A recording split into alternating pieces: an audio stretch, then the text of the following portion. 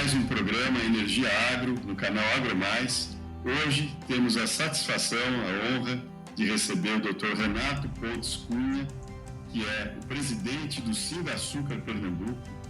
Ele é também vice-presidente do Fórum Nacional Sucroenergético, que representa todos os produtores do Brasil inteiro de açúcar e etanol, e é vice-presidente da FIEP, a Federação das Indústrias do Estado de Pernambuco, e de ser conselheiro da FACEP.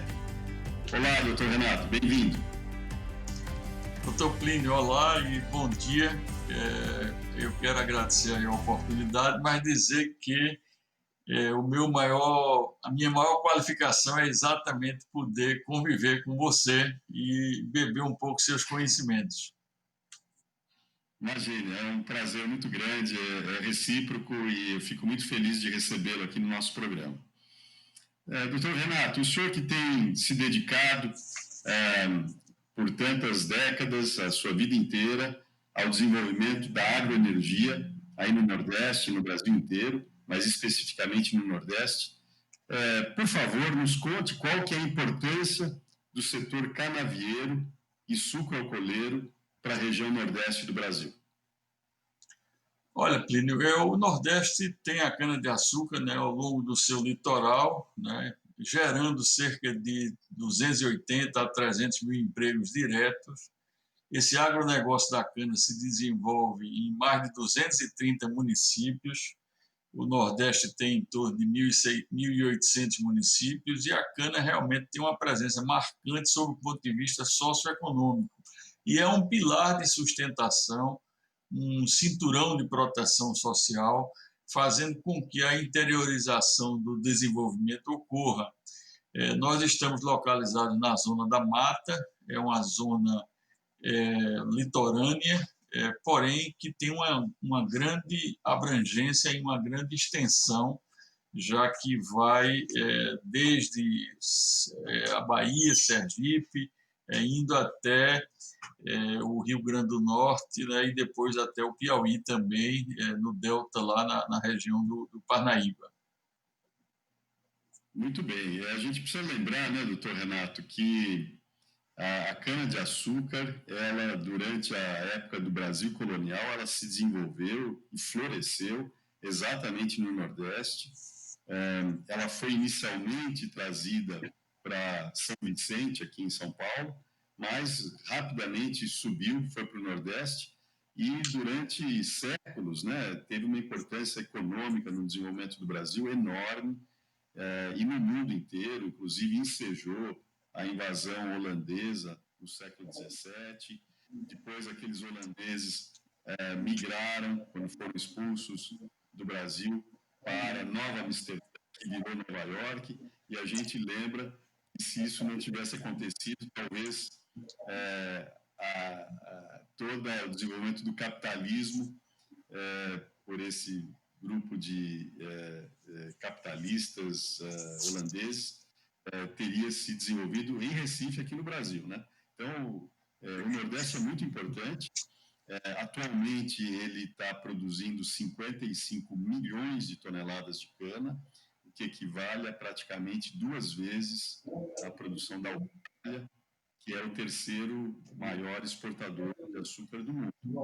Então, é muito importante e tem essa característica que você bem lembrou, de dar apoio para o desenvolvimento do Nordeste, né? Nesse sentido, qual que é a importância do setor canavieiro, sucroalcooleiro, para a renda e a sobrevivência do varejo no Nordeste atualmente? Como é que isso acontece? Olha, nós estamos presentes também, é bom lembrar, o estado do Maranhão, uma presença forte do setor.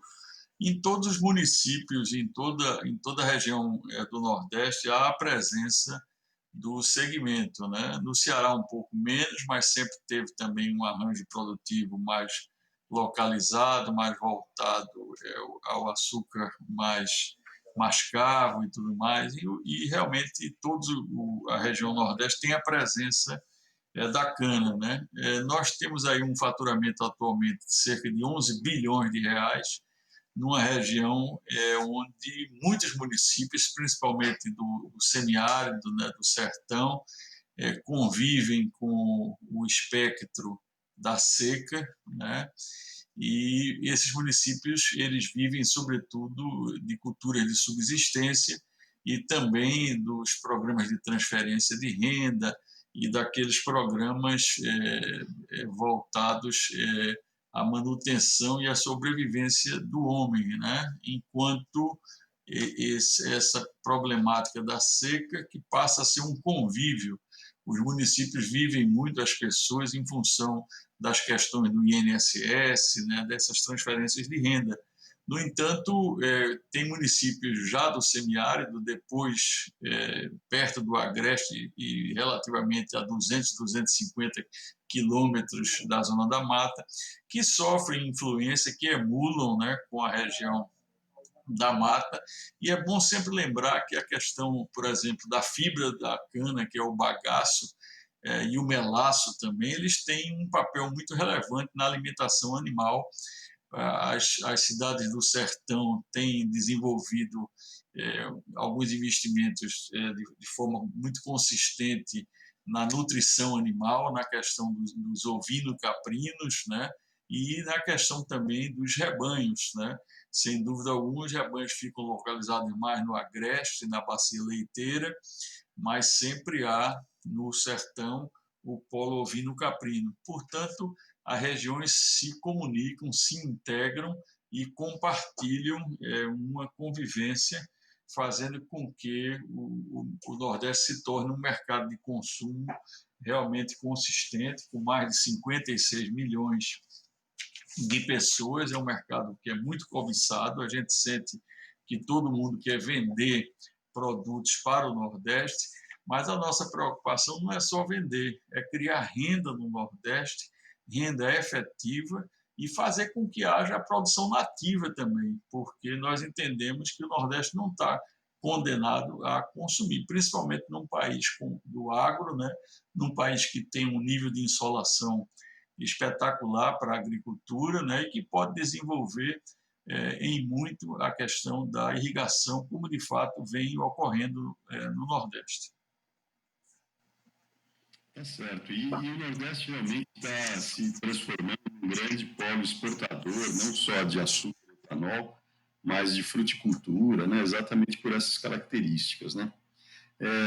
E o que chama a atenção no setor de cana, açúcar e álcool é o fato de que no Nordeste as usinas estão localizadas muito mais próximas da infraestrutura de escoamento dos portos do que na região Centro-Sul.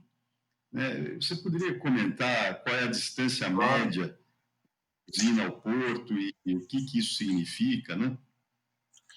Olha, nós temos distâncias médias em torno de 50, 60 quilômetros. Aqui em Pernambuco, por exemplo, existem usinas que têm um perfil bastante exportador e distam 25 quilômetros do porto, outras com 40 quilômetros. Esse é um fator, é um diferencial nos custos de fobização.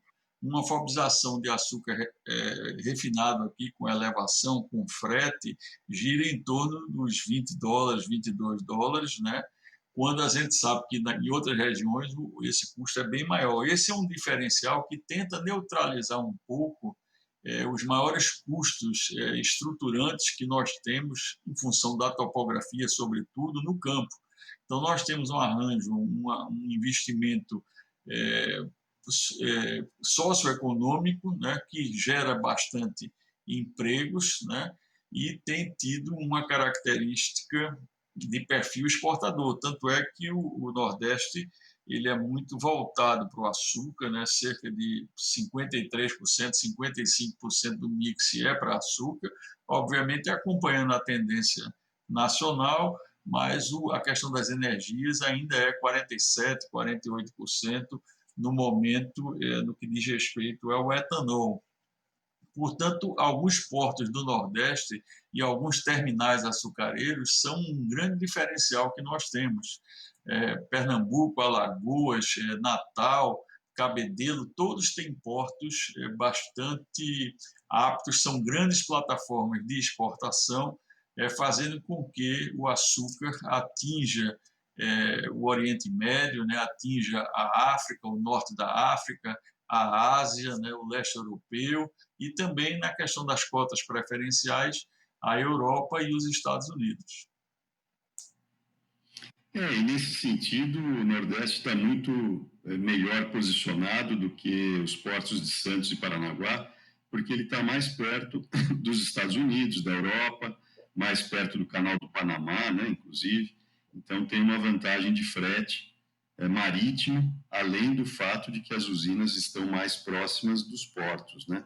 E tem portos muito bons, muito profundos, né, de calado profundo, em Suape, Maceió, Cabedelo, Natal, não é isso?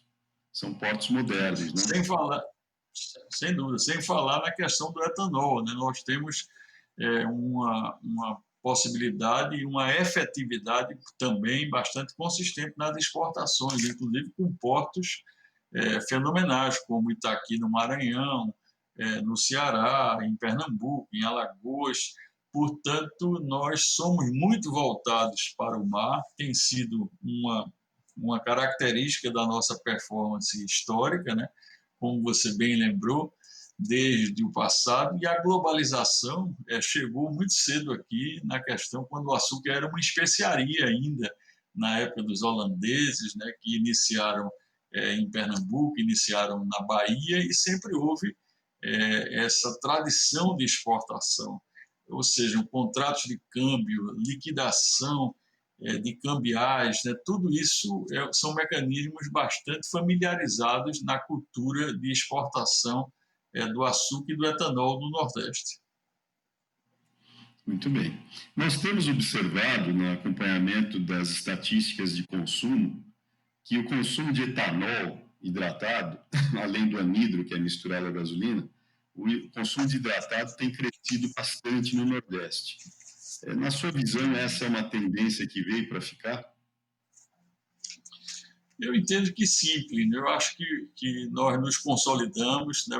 Os levantamentos que a Datagro faz, com nossa pequena participação, apontam mais de 40% a 50% de consumo de etanol hidratado em 4, 5 meses, ou seja, eram números bastante consistentes antes da pandemia, e há uma consolidação na mente do consumidor e na sua atitude, né, no seu comportamento, para adquirir o produto que tenha energia limpa, né, que realmente funcione melhorando, promovendo melhoria ambiental e que tenha um preço. Claro que as questões de preço não dependem muito do nosso setor, já que há sempre o dirigismo estatal, né, na precificação, fenômeno que ocorre há muitos anos. O setor nunca conseguiu ter uma política de preços independente, né? Caminha nessa direção, na medida em que o etanol vai se consolidando como um combustível de primeira necessidade para o consumidor brasileiro e sendo a melhor alternativa de mobilidade, sem dúvida alguma, dentro do país, num mundo que nós sabemos que depende 80% das energias fósseis e não renováveis. Então, nós temos esse modelo brasileiro que é um modelo admirado no mundo todo. Muito bem. Nesse contexto, eu queria perguntar para o senhor, doutor Renato, na sua visão, qual a importância do RenovaBio para o setor produtor do Nordeste? Vai trazer uma contribuição efetiva? Sem dúvida, Plínio. O RenovaBio é um programa, é um carbon tax. É mais do que um carbon tax, porque ele será incorporado à conduta de melhoria dos meios de produção, sob o ponto de vista da sustentabilidade, para o nosso setor. E vai gerar uma renda adicional que o mundo todo hoje busca, né? Já que você vê uma reforma, por exemplo, fiscal, né? E no mundo todo, quase todos os países têm sempre um carbon tax, uma taxa de carbono, incentivando a utilização de combustíveis limpos e punindo aqueles combustíveis que trazem dificuldades e ônus ambiental. O RenovaBio não poderia ser diferente no Nordeste. Ele tem realmente um apelo extraordinário, né? Já que ele se acopla a uma questão que é uma exigência mundial e vai coroar uma melhor prática de fabricação no meio das usinas e da cana que é plantada no Nordeste, né? Bem como nos processos de industrialização que já são compatíveis, né, com as normas e com a consciência dessa cultura ambiental, já que o próprio mercado pune, né? O mercado ele é muito soberano e ele procura dar os inputs, né? O mercado dita muito as regras que são necessárias para haver as repetições de compra, porque não é só vender, é manter clientes, é exatamente fazer com que haja a repetição com longevidade na questão das compras dos nossos produtos. Muito bem. Doutor Renato, recentemente houve uma grande discussão entre o setor produtivo e o governo sobre a renovação da isenção do imposto de importação sobre etanol norte-americano. Foi uma concessão que o Brasil ofereceu, etanol que nos Estados Unidos é produzido a partir do milho, inclusive queimando energia fóssil para processar o milho. Qual que é a posição dos produtores, em particular do Nordeste, sobre esse tema, já que esse álcool, via de regra, ele vai primeiro para o Nordeste?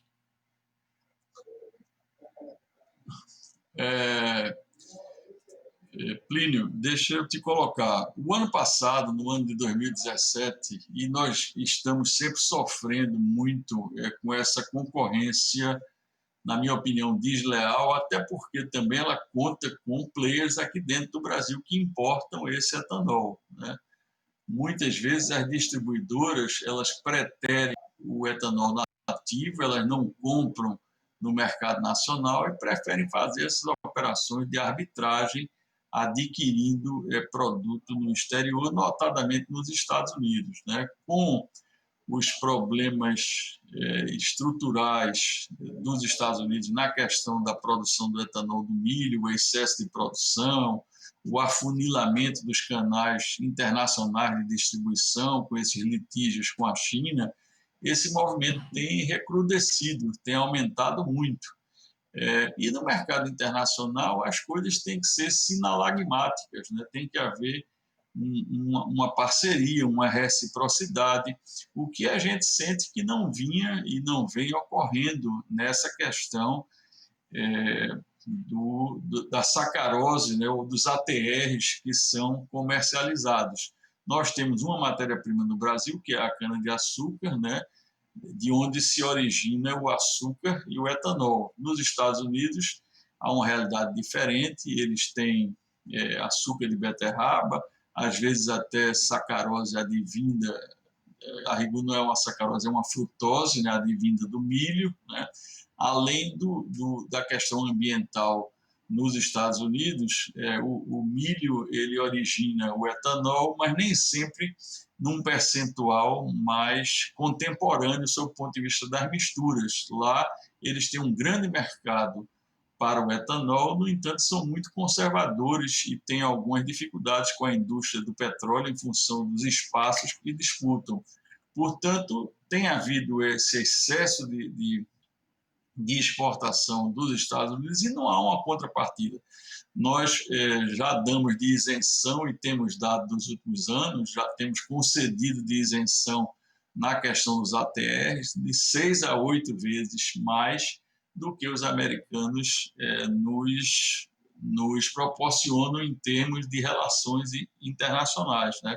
Poderia haver programas mais consistentes, uma agenda mais bilateral, como existe com o México, por exemplo, com o Canadá, que tem inúmeros programas, né, para que houvesse, se não houver uma abertura total, mas que houvesse uma participação mais efetiva nos volumes de exportação de açúcar.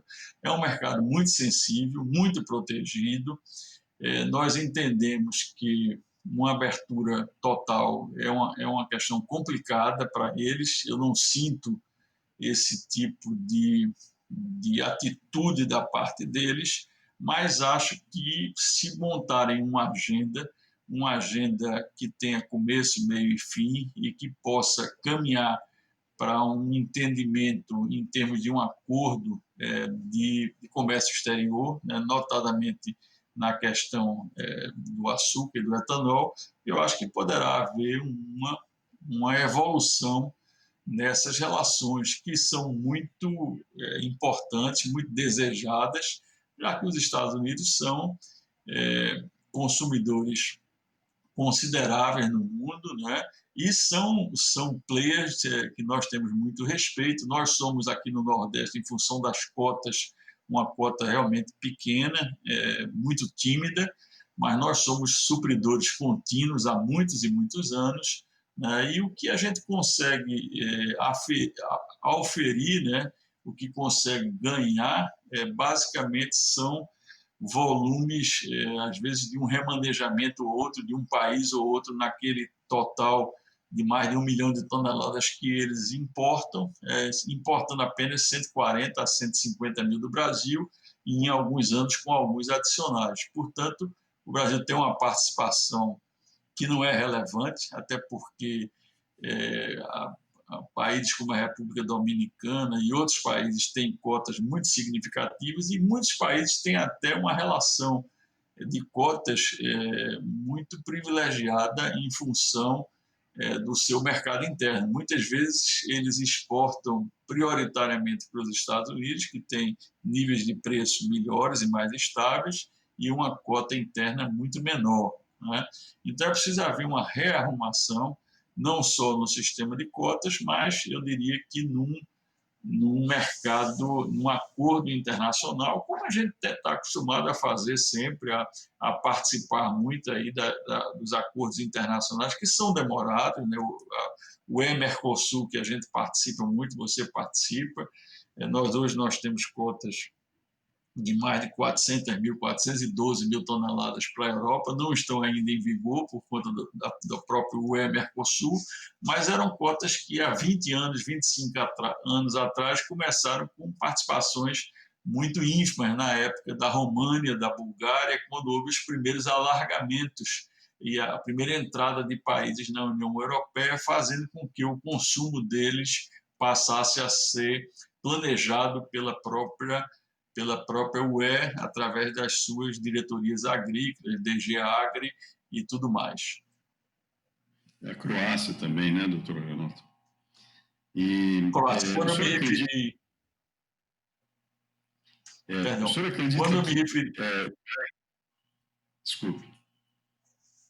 Quando eu me referi às 412 mil toneladas, exatamente, é porque está 334 mil de Europa e a cota da Croácia tem uma característica mais peculiar, então ela é 78 mil toneladas, então 334 mais 78 daria esses 412 mil. Perfeito. O senhor acredita que com o Brexit existe uma possibilidade de o Brasil ter um acesso melhor para o Reino Unido, para a Inglaterra? Olha, eu acho que o mercado vai começar a ficar mais valorizado sob esse ponto de vista desse novo destino, né? O destino mais solo, mais independente do Brexit, que começa realmente no final do ano. A gente sente que há essa possibilidade, como também poderá haver até alguma diminuição das cotas em função delas terem sido consideradas considerando-se o consumo europeu, né? Se há o consumo europeu, mas com o Reino Unido dentro desse consumo, da conta de consumo. Não está muito claro ainda as regras, ou seja, quanto se vai poder exportar mais no âmbito do Brexit e se vai haver algum recalque, alguma diminuição no âmbito da União Europeia. Eu entendo que o Brasil é um supridor confiável, né? Não é todo mundo fala muito que faz açúcar, né? São vários, inúmeros países no mundo, mas o Brasil tem uma capacidade de excedente extraordinária. E essa capacidade faz a diferença. Nós temos know-how para embarques e temos toda uma tecnologia consolidada. Acho que o Brexit também, as próprias indústrias de beterraba, etc., dentro da Europa e, sobretudo, na área do Reino Unido, elas também vão ter que conviver com uma nova realidade. E aí é onde sempre há um certo antagonismo sob o ponto de vista da disputa de mercado. Então, é preciso haver um entendimento não só com o Reino Unido, né, mas também com as indústrias que se localizam lá e com os grandes players. Então, é sempre um desafio, né, nesse mercado, mas um desafio saudável. A experiência prova que tem sido bastante positivo esse tipo de entendimento entre as partes. Doutor Renato, eu acho que nós vamos, com certeza, convidá-lo mais vezes para participar desse programa. Eu quero agradecer muito a sua contribuição. Eu acho que a gente poderia ficar conversando aqui 2 dias inteiros, mas eu só quero agradecer e reforçar a importância que a agroenergia existe, que ela tem para o desenvolvimento econômico e para todos os aspectos sociais, ambientais, na região nordeste do Brasil, que é um muito relevante produtor e exportador aqui do Brasil. Muito obrigado, doutor Renato.